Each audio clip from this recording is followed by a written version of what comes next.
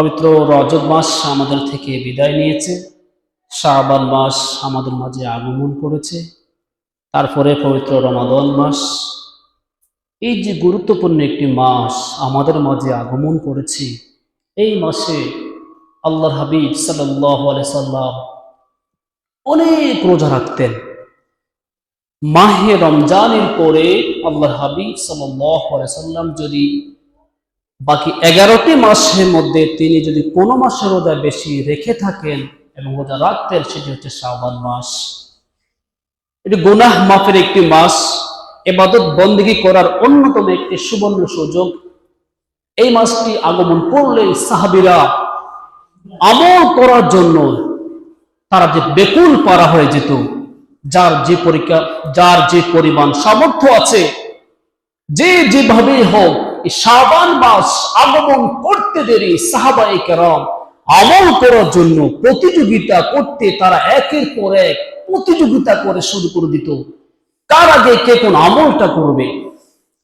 এমন একটি বরকতময় একটি মাস, হাদিসের ভাষায় এটা বরকতের মাস, এটা রহমতের মাস, এটা মাগফিরাতের মাস, এটা ক্ষমার একটি মাস। এই শাবান মাস আমাদের মাঝে আগমন করেছে। শাবান শব্দটি 5টি শব্দে সমন্বিত, শিন, আইন, আলিফ, বা, নুন। এই শাবান এই 5টি শব্দে সমন্বিত। আব্দুল কাদের জিলানী রহমতুল্লাহি আলাইহি তিনি বলেন, এই শাবান 5টি শব্দে সমন্বিত। প্রথমটি হচ্ছে শিন, এই শিন দ্বারা উদ্দেশ্য হচ্ছে শরফুল, মর্যাদা। আইন দিয়ে হচ্ছে উলুফুল, উঁচু। বা দিয়ে হচ্ছে বিররুল, পূর্ণ। আলিফ দিয়ে হচ্ছে উলফাতুন, ভালোবাসা। নুন দিয়ে হচ্ছে নূরুন, আলো। এই জন্য আব্দুল কাদের জিলানী রহমতুল্লাহি আলাইহি তিনি বলেছেন, যদি কেউ এই শাবান মাসে সুন্দর করে আমল করতে পারে, যাবতীয় গুনাহ সমূহ থেকে নিজেকে বিরত রেখে নেক কাজের প্রতি নিজেকে ধাবিত করতে পারে, এবং এই শাবান মাসে যে আল্লাহ তাবারক ওয়া তাআলা নিয়ামতগুলো রেখেছেন, তার মধ্যে এই শাবানের 5টি অক্ষরে যে সমন্বিত, শাবান, শিন শরফুন মর্যাদা, আইন উলুফুল উঁচু, বা দিয়ে বিররুল পূর্ণ, তারপর হচ্ছে আলিফ দিয়ে হচ্ছে উলফাতুন ভালোবাসা, নুন দিয়ে হচ্ছে নূরুন আলো। যদি কেউ এই রজব মাসে ভালো আমল করে, আল্লাহ পাক তাকে এই 5টি মর্যাদা আল্লাহ পাক ওই বান্দাকে আল্লাহ দান করে দিবেন। তাহলে এই যে মর্যাদা, সম্মান, ভালোবাসা, নেক, নূর আল্লাহ ওই বান্দাকে দান করে দিবেন যে এই শাবান মাসে সুন্দর করে আমল করতে পারবে। তাহলে আল্লাহ তাবারক ওয়া তাআলা ওই বান্দার উপরেই তিনি 5টি মর্যাদা তিনি দান করবেন, যিনি এই শাবান মাসে সমস্ত গুনাহ থেকে বিরত থেকে নেক কাজের প্রতি নিজেকে ধাবিত করবে। যে যত বেশি নেক কাজ করার জন্য উৎসাহী হবে, আল্লাহ তাবারক ওয়া তাআলা ওই বান্দাকে ওই 5টি মর্যাদা আল্লাহ দান করে দিবেন। এটি এমন একটি মাস, আব্দুর রহমান আস-সায়ুরি রাহমাতুল্লাহি আলাইহি তিনি তার নুজহাতুল মাজালিসের মধ্যে উল্লেখ করেছেন, শাবানু শাহরি ওয়া রাজাবু শাহরুল্লাহ ওয়া রমাদানু শাহরু উম্মতি, শাবানুল মুকাফফির ওয়া রমাদানুল মুতাহহির। তিনি উল্লেখ করেছেন, আল্লাহর হাবিব সাল্লাল্লাহু আলাইহি সাল্লাম বলেছেন, শাবান হচ্ছে আমি রাসূলের মাস, ওয়া রাজাবু শাহরুল্লাহ, আর রজব মাস হচ্ছে আল্লাহর মাস, ওয়া শাহরু রমাদানু শাহরু উম্মতি, আর রমজান মাস হচ্ছে আমার উম্মতের মাস। শাবানুল মুকাফফির, এই শাবান মাস মানুষের সমস্ত গুনাহগুলোকে নিচ্ছিন্ন করে দেয়, মানুষের সমস্ত গুনাহগুলো মাফ করে দেয়। রমাদানুল মুতাহহির, আর রমজান মাস মানুষকে পবিত্র করে দেয়। এই শাবান মাসের এত মর্যাদা, আল্লাহর হাবিব সাল্লাল্লাহু আলাইহি ওয়াসাল্লাম শাবান মাসকে নিজের মাস বলে তিনি আখ্যায়িত করেছেন, শাবান মাসকে নিজের মাস বলে তিনি সম্বোধন করেছেন। আর রজব মাসকে আল্লাহর মাস বলে সম্বোধন করেছেন, আর রমজান মাসকে উম্মতের মাস বলে তিনি সম্বোধন করেছেন। আল্লাহর হাবিব শাবান মাস নিজে বেছে নিয়েছেন, আবার তিনি বলেছেন শাবানুল মুকাফফির, শাবান মাস সমস্ত গুনাহগুলো মাফ করে দেয়, ও রমাদানুল মুতাহহির, আর রমজান মাস মানুষকে পবিত্র করে দেয়। এই শাবান মাস আমাদের মাঝে আগমন করেছে। শাবানকে কেন শাবান বলা হয়? শাবান শব্দটি অর্থ হচ্ছে একত্রিত করা। আল্লামা ইবনু আদ-দুরাইর রাহমাতুল্লাহি আলাইহি তিনি বলেন, শাবান শব্দের অর্থ হচ্ছে একত্রিত করা, একত্র হওয়া। যেহেতু মক্কার আরবগণ পানির খোঁজে তারা বিভিন্ন অঞ্চলে ছড়িয়ে পড়ত, যখনই তারা বিভিন্ন অঞ্চলে ছড়িয়ে ছিটিয়ে যেত, যখনই শাবান মাস আসতো তখন সবাই আবার নিজ নিজ বাড়িতে চলে আসতো। এই যে সবাই আবার নিজ বাড়িতে এসে একত্রিত হতো, এই জন্য শাবানকে শাবান বলা হয়। মুহকাম অভিধানের মধ্যে এসেছে যে শাবান মাস এমন একটি মাস, শাবানকে এই জন্যই শাবান বলা হয়, মানুষরা যখন ব্যবসা বাণিজ্যের জন্য, চাকরি বাকরির জন্য বিভিন্ন জায়গায় ছড়িয়ে ছিটিয়ে পড়তো, তারা বছরের বাকি দিনগুলির মধ্যে তারা বিভিন্ন জায়গায় ছড়িয়ে পড়তো, যখন শাবান মাস তাদের মাঝে আগমন করত, তারা আবার তাদের গুহার মধ্যে সবাই চলে আসতো, একত্রিত হতো, এই জন্য শাবানকে শাবান বলা হয়। তাহলে শাবান শব্দের মূল শব্দ হচ্ছে শ্রাবণ। শ্রাবণ হচ্ছে একত্রিত হওয়া, নিজেকে পরিচয় করে দেওয়া, প্রকাশ করে দেওয়া। যেহেতু আরবরা বিভিন্ন সময়ে বিভিন্ন দেশের বিভিন্ন জায়গায় তারা থাকতো, যখনই শ্রাবণ মাস আসতো সব কিছু তারা বন্ধ করে নিজ নিজ এলাকায় তারা অবস্থান করত, নিজেকে প্রকাশ করত, নিজেকে পরিচয় দিত, প্রকাশ করত, উপস্থাপন করত। এই জন্য শাবানকে শাবান বলা হয়। তো সম্মানিত শরীফ, এই শাবান মাস এমন একটি মাস, আল্লাহর হাবিব সাল্লাল্লাহু আলাইহি ওয়াসাল্লাম মাহে রমজানের পরে তিনি শাবান মাসে অধিক পরিমাণে রোজা রাখতেন। আম্মা জান আয়েশা সিদ্দিকা রাদিয়াল্লাহু তাআলা আনহা তিনি বলেন, যখনই শাবান মাস আমাদের মাঝে আগমন করত, আল্লাহর হাবিব সাল্লাল্লাহু আলাইহি ওয়াসাল্লাম তিনি এত পরিমাণ রোজা রাখতেন, মনে হয় তিনি আর কখনো রোজা ভাঙবেন না। একাধারে তিনি অনেক রোজা রাখতেন।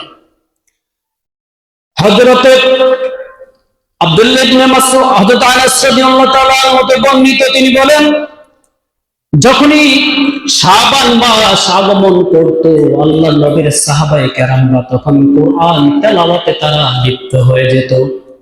শাবান মাস যখন আমাদের মাঝে আগমন করত, সাহাবীরা কোরআন তেলাওয়াতে প্রতিযোগিতা করে শুরু করে দিত।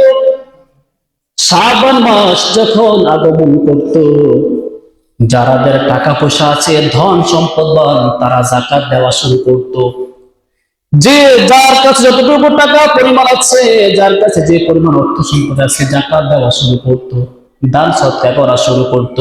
যারা একটু নিম্ন অবস্থায় আছে, যারা একটু দরিদ্র অবস্থায় আছে, তারা তো যাকাত দিত না, তারা অবস্থান করত, কখন অবস্থা করত, অপেক্ষা করত কখন মাহে রমজান আসবে, তারা রোজা রাখবে, অপেক্ষা করত। আর যারা শাসক রয়েছেন, বিচারক রয়েছেন, যে সমস্ত লোকেরা অপরাধ অনুযায়ী তাদেরকে শাস্তি দিতেন, আর যা অন্যদেরকে ছেড়ে দিতেন। আর যখন শাবান মাস আসতো, ব্যবসায়ীরা তাদের সকলের পাওনা তারা পরিশোধ করে নিত। এভাবে সাহাবায়ে কেরামরা যখন শাবান মাস আসতো, তখন দুনিয়া তার সবকিছু বন্ধ করে দিত। যার উপর যাকাত খরচ হয় সে যাকাত দিয়ে দেয়, যার কাছে কেউ পাওনা রয়েছে, ঋণ রয়েছে, ঋণ পরিশোধ করে দেয়, যার কাছে যেতে রয়েছে, বাকিরা আমলে লিপ্ত হয়ে যেত। কে কোরআন তেলাওয়াত করবে, কেউ নামাজ পড়বে, যে যেভাবে পারো আমল করা শুরু করতো। অর্থাৎ শাবান মাস আসলেই সাহাবায়ে কেরামের মধ্যে আমলের মধ্যে একটা প্রতিযোগিতা শুরু হয়ে যায়।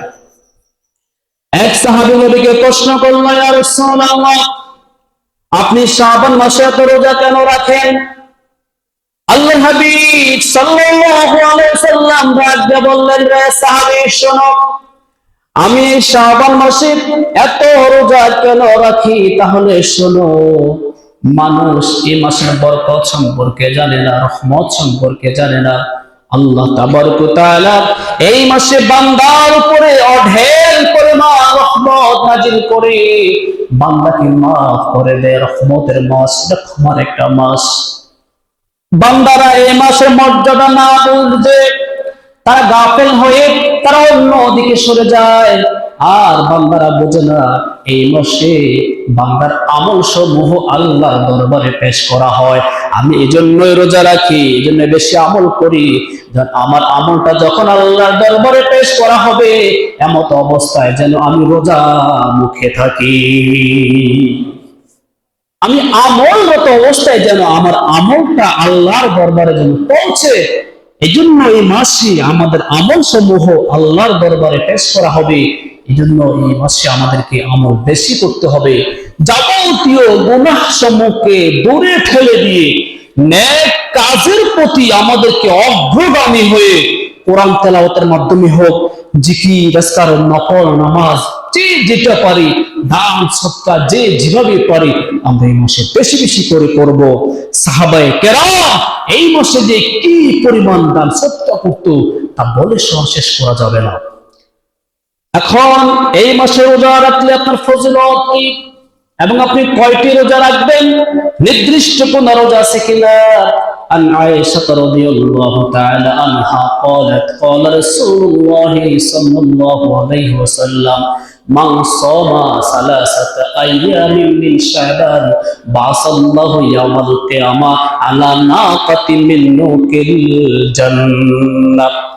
আমাদের আয়েশা সিদ্দিকা রাদিয়াল্লাহু তাআলা আনহা হতে বর্ণিত, তিনি বলেন প্যারা নবী মুহাম্মদ রাসূলুল্লাহ সাল্লাল্লাহু আলাইহি ওয়াসাল্লাম তিনি বলেছেন, যদি কেউ শাবান মাসে 3টি রোজা রাখে আল্লাহ পাক তাকে যখন কিয়ামতের ময়দানে যখন সমস্ত মানুষগুলোকে একত্রিত করবেন, যে যেখানে যাকে যেখানে দাফন করা হয়েছে, যে পৃথিবীর যে প্রান্তে যাকে দাফন করা হয়েছে, ওই কিয়ামতের দিন আল্লাহ তাকে জান্নাতি উটনি করে হাসরের ময়দানে তাকে আল্লাহ উপস্থাপন করাবে।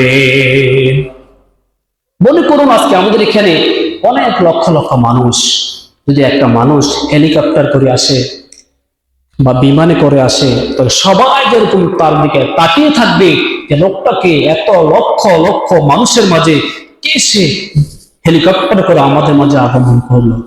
ঠিক কিয়ামতের ময়দানে আল্লাহ পাক ওই বান্দাকে এত মর্যাদা দান করবেন যে শাবান মাসে 3টি রোজা রেখেছে, কোটি কোটি কোটি বাবা আদম থেকে কিয়ামত পর্যন্ত যত কোটি কোটি মানুষ পৃথিবীতে এসেছে আসবে, সবাই যেদিন কিয়ামতের মাঠে উপস্থাপন হবে, যেদিন সবাই কিয়ামতের মাঠে উপস্থিত হবে, ওই দিন আমার আল্লাহ তারা ওই বান্দাকে জান্নাতি উটনি করে সমস্ত মানুষের সামনে তিনি উপস্থাপন করাবেন, উপস্থিত করাবেন।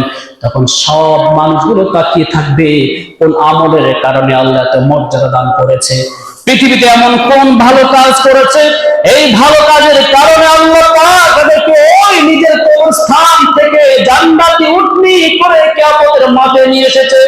সকলের মুখে সেই দিনে প্রশ্নটাই উপস্থাপন হবে, তখন উত্তর দেওয়া হবে তারা শাবান মাসে আল্লাহকে রাজি এবং খুশি করার জন্য 3টি রোজা রেখেছিল। এই জন্য যদি আপনারা পারেন চেষ্টা করবে, একটা হোক, 2টা হোক, 3টা আপনারা বাড়িয়ে রাখেন, কোনো সমস্যা নেই। চেষ্টা করবেন ন্যূনতম 3টি রোজা রাখতে, যেন ফজিলতটা আমরা পেতে পারি। আপনি আরো বেশি রাখলে কোনো গুনাহ হবে না, বরং সওয়াব বেশি হবে। কারণ নির্দিষ্ট কোনো সংখ্যা নেই যে আপনি এতগুলো রোজা রাখতে হবে। আপনার পক্ষে যতটুকু সম্ভব হয় 10টা, 5টা, 20টা, 15টা আপনি রোজা রাখুন। কারণ এই শাবান মাসে রোজা রাখাটাই হচ্ছে রমজান মাসের জন্য একটা প্রস্তুতিমূলক, একটা প্রস্তুতি, একটা প্রশিক্ষণ। আপনি রোজা রাখবেন মাহে রমজানে, এই জন্য প্রশিক্ষণের জন্য এই শাবান মাসে রোজা রাখতে হবে। এই জন্য না রাখলেই কোনো গুনাহ হবে না, কিন্তু এত বড় একটা বিশাল রহমতের মাস, একটা বরকতের মাস, এই বরকত, এই বিশাল রহমত থেকে আমরা কেন বঞ্চিত হব? আল্লাহ তাবারক ওয়া তাআলার কাছে যেহেতু এই মাসে আমার আপনার নেক আমলগুলি আল্লাহর কাছে সেদিন পেশ করা হবে, তাহলে হতে পারে এমনও তো যে আল্লাহর কাছে পেশ করা হবে যে আমার এই বান্দা আমল কি অবস্থা নিয়ে এসেছো, ফেরেশতারা বলবে যে আল্লাহ সে রোজা মুখে রেখেছে। আল্লাহ প্রশ্ন করবে, ও আমার এই বান্দা কি অবস্থা রেখেছো? বান্দা তাহাজ্জুদ করতেছে। আমার বান্দা কি অবস্থায় ছিল? বান্দা কোরআন তেলাওয়াত করতেছে, দান সদকা করতেছে, সে গরিব দুঃখীদের মাঝে অর্থ সম্পদ বিলিয়ে দিচ্ছে, সে যাকাত দিচ্ছে। এবারে যদি ফেরেশতারা আমার আপনার নামে আল্লাহর কাছে এমন একটা রিপোর্ট দিতে পারে, তাহলে আমার আপনার জন্য খুশনসিব আর কি হতে পারে যে আল্লাহ তাবারক ওয়া তাআলার দরবারে পেশ করা হবে। মামুন, আপনার এই বান্দা নামাজরত অবস্থায় তার আমলগুলো আপনার কাছে পেশ করা হয়েছে, রোজা মুখে রাখা অবস্থা আমলগুলো আপনার সামনে পেশ করা হয়েছে, সে কোরআন তেলাওয়াত করা অবস্থায় আপনার কাছে আমলগুলি পেশ করা হয়েছে, যাকাত দিতেছে এমন অবস্থাতে আমলগুলি আপনার দরবারে পেশ করা হচ্ছে, গরীব দুঃখীদের মাঝে দান সদকা সে বিতরণ করতেছে, এমন অবস্থায় আপনার দরবারে তার নেক আমলগুলি উত্থাপন করা হচ্ছে। তখন আল্লাহ তো দয়ার সাগর, তিনি রহমান, তিনি রহিম, তিনি গফুর, তিনি গফফার। তখন তার সেই রহমতের দরিয়া ঢেউ খেলবে, বলবে যা আমার বান্দা আমি আল্লাহকে রাজি করার জন্য, খুশি করার জন্য রোজা রেখেছে, কোরআন তেলাওয়াত করেছে, যাকাত দিয়েছে, গরীব দুঃখীদের মাঝে দান সদকা করেছে, রে ফেরেশতারা যা আমার বান্দার নামটা তুমি জান্নাতে লিখে দাও। তাহলে আল্লাহ পাক রব্বুল আলামিন যদি আমাদেরকে এমন একটি সুবর্ণ সুযোগ দেয় এবং যদি আল্লাহ আমাদেরকে জান্নাতে বলে কবুল করে, তাহলে আমাদের আর কি প্রয়োজন, কি প্রয়োজন আর আছে আমাদের? এই জন্য এই শাবান মাস আমরা গুনাহগুলো থেকে মুক্ত থাকবো। কত গুনাহকে আমরা নিমজ্জিত আছি, কত গুনাহ মধ্যে আমরা ডুবে আছি, দিন রাত কত গুনাহের মধ্যে আমরা লিপ্ত আছি, কত খারাপ কাজে আমরা লিপ্ত আছি, কত অশ্লীল বেহায়াপনা কাজের মধ্যে আমরা লিপ্ত আছি, অথচ আমাদের একটি বড় চিন্তা হয় না। যেরকম রজব মাস গেছে, শাবান যাবে, রমজান যাবে, আবার রমজান আসবে, আবার শাবান আসবে, একের পর এক যাবে, আমাদের হায়াত আস্তে আস্তে কমতেছে। হঠাৎ করে একদিন মসজিদের মাইকে ঘোষণা আসবে, অমুক আর দুনিয়াতে নাই, অমুক তো গতকালকে ছিল আজকে নাই। কেউ বলবে গতকালকে সে আমার সাথে বাজারে ছিল, কেউ বলবে গতকাল সে আমার সাথে কথা বলেছিল, কেউ বলবে গতকাল সে আমার সাথে মোবাইলে কথা বলেছিল, এক একজন এক এক কথা বলবে। তখন আর কেউ তাকে অমুক অমুক বলে ডাকবে না, সবাই তাকে বলবে লাশ। তাহলে এই এমন একটি সুবর্ণময় মাস যেন আমাদের থেকে হাতছানি না হয়ে যায়। গুনাহ জীবনে বহু করেছি, আসুন না আমরা গুনাহ থেকে মুক্ত হই। এই শাবান মাসে আমরা সকলে একতাবদ্ধ হয়ে আমরা তওবা করি যে গুনাহ তো আল্লাহ বহু করেছি, আল্লাহ শাবান মাসের খাতিরে আমরা গুনাহ করব না। আপনি তওবা করেন এবং শাবান মাসের বরকত, ফজিলত, রহমত আমরা সকলে যেন অর্জন করতে পারি। এই জন্য আল্লাহর হাবিব বলেছেন, সাহাবীরা শোনো, এই শাবান মাস এমন একটি বরকতের মাস, এটা কেউ নিতে চায় না এবং কেউ নিতে জানেও না। সকলে গাফেল অবস্থায় পড়ে থাকে, দুনিয়ার মোহে পড়ে, সংসারের মোহে পড়ে, সে এই দুনিয়ার চাকচিক্যের মোহে পড়ে, এই মাসের বরকত থেকে সে দূরে সরে যায়। অথচ আল্লাহ কত রহমত, কত বরকত নিয়ে উপস্থাপিত হয়, বান্দাকে তিনি দান করবেন। এই জন্য কেউ যেন এই মাসের রহমত থেকে, বরকত থেকে আমরা বঞ্চিত না হই।